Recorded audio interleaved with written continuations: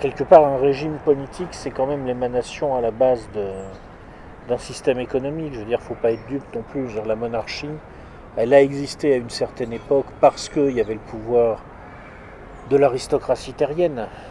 Aujourd'hui, il reste des monarchies, mais c'est plus des vraies monarchies. Tout simplement, ce qui s'est passé, c'est que les détenteurs du capital mobilier ont pris le pouvoir. À partir du moment où les détenteurs du capital mobilier ont pris le pouvoir, ils vont forcément imposer un régime adapté aux besoins de leur pouvoir dans le domaine économique. Et ce régime, ça va être plus ou moins la représentation entre guillemets, c'est-à-dire l'idée que c'est la bourgeoisie qui doit représenter le peuple.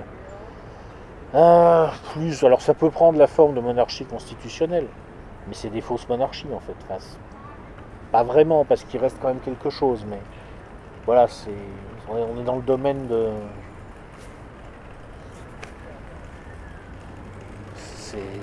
C'est pas...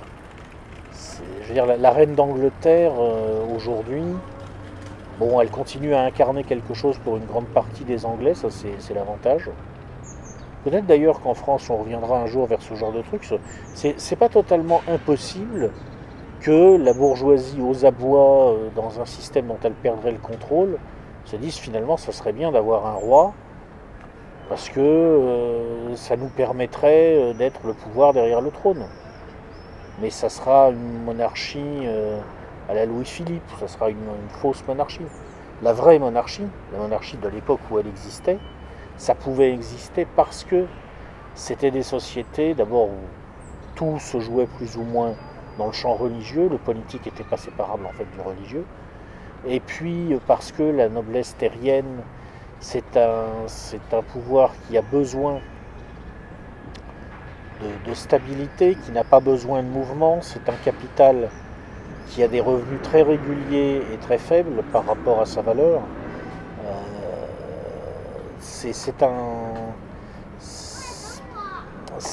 Une autre classe dominante qui a d'autres besoins et qui pouvait effectivement fonctionner avec la monarchie telle qu'elle était. Mais aujourd'hui, c'est pas le cas. Aujourd'hui, c'est pas le cas, tout simplement. Peut-être que ça reviendra demain. J'en sais rien, je ne sais pas de quoi sera fait demain. L'avenir est imprévisible par nature.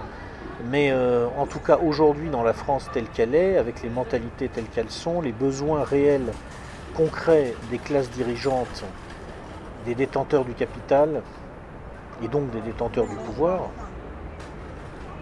si un jour, si dans les années qui viennent, on a un retour de la monarchie, ça ne sera qu'une fausse monarchie.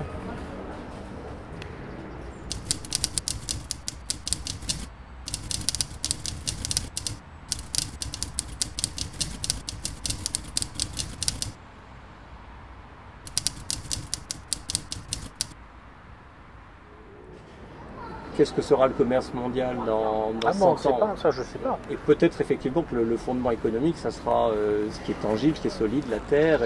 Mais peut-être ce qui est extraordinaire dans l'époque actuelle, c'est qu'en fait, si on essaye de faire une prévision, je dirais au-delà de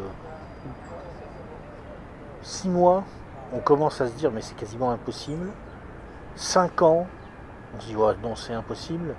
Et 20-25 ans, on se dit c'est absurde, on n'arrive même pas à conceptualiser ce qui peut arriver ou pas.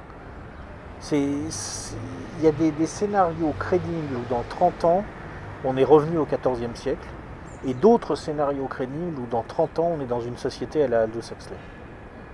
Les deux sont possibles. Donc on ne sait pas. On ne sait absolument pas. Je veux dire, et pour moi, le paramètre clé, de toute façon, ça sera la technologie. C'est là que ça se joue. Moi, je suis convaincu que la plupart des questions sur lesquelles on s'épuise, alors quel régime politique, alors est-ce qu'il faut voter pour Emmanuel, tu crois que tu vas voter pour Emmanuel Macron ou pour François Fillon, toi? Ah ouais. Non, je veux dire, l'avenir se décide dans les laboratoires.